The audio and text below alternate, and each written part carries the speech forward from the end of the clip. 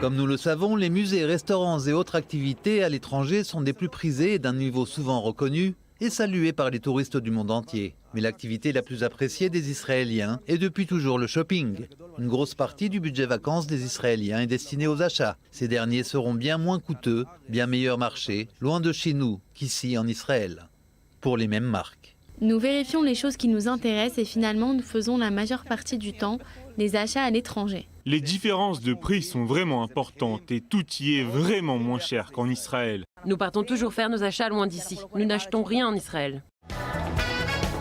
Après que nous ayons comparé les gammes de prix des enseignes israéliennes à l'étranger, nous avons voulu vérifier les prix des marques étrangères présentes aussi chez nous. Par exemple, la marque Zara, Pull&Bear, Bershka et Adidas. Où votre argent sera-t-il dépensé de la meilleure façon qui soit ? En Pologne, à Chypre, en Turquie ou finalement ici en Israël ? Alors que la crise économique se ressent dans le monde entier, une hausse de 7% a été enregistrée au cours du mois de mai dernier concernant les dépenses des cartes de crédit, comparées à l'année dernière. D'un côté, le public a très envie de consommer et de dépenser des devises. Mais aujourd'hui, les consommateurs recherchent aussi les meilleurs deals. Allons voir chez Zara. Pour le même jean, vous paierez en Turquie 90 shekels, soit 23 €. Vraiment bon marché. Ici, à Chypre, ce jean vous coûtera 100 shekels, soit 26 €. Nous sommes arrivés en Pologne. Ce même article atteindra les 112 shekels, soit 28 €. Et nous voilà rentrés à Tel Aviv, où ce même jean, Zara, coûtera 170 shekels, soit 43 €. Ce qui est encore plus incompréhensible est que même pendant les soldes, nos prix restent bien plus élevés que chez nos voisins européens, avant les soldes. Voici un blouson en cuir, vendu 200 shekels en Turquie, donc 50 €.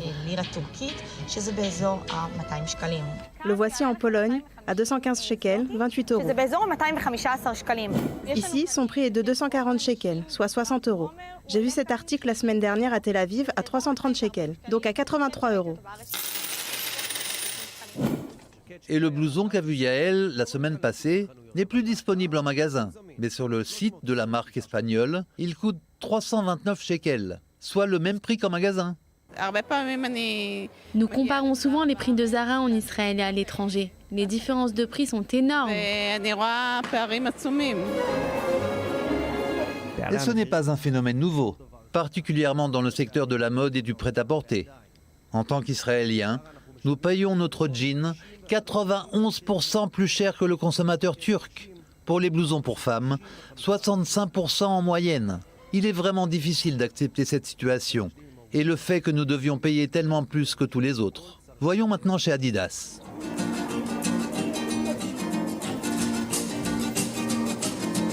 Cette chemise, dry fit, vous coûtera ici en Turquie 112 shekels, soit 28 €. Ici à Chypre, elle coûte 152 shekels, 38 €. Et ici en Pologne, elle coûte 150 shekels, 38 €. Pour un tel article en Israël, vous payerez au moins 200 shekels, 50 €.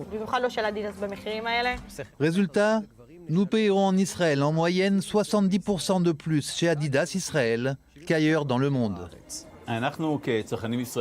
Je pense qu'en tant que consommateurs israéliens, nous subissons une réelle discrimination économique et depuis quelques années, cela empire.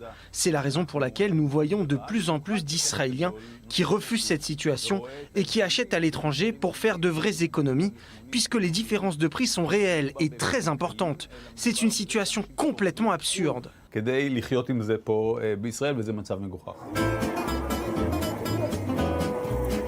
Chez Pull&Bear, marque très appréciée des Israéliens, nous avons pu remarquer le même phénomène. Les différences de prix sont énormes et injustifiées. 132% de différence pour un jean du même modèle.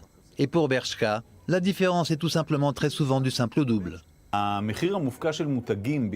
Les prix israéliens sont calculés d'après un profit de 5 à 6 fois plus important que dans les autres pays.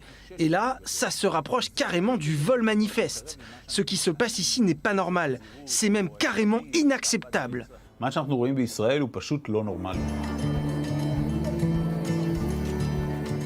Alors, après ce mini tour du monde, nous pouvons constater amèrement une fois de plus que chez nous, tout est plus cher, les hôtels, les vacances, le coût de la vie et les achats de tous les jours. Malheureusement, les choses n'ont pas l'air de changer pour l'instant.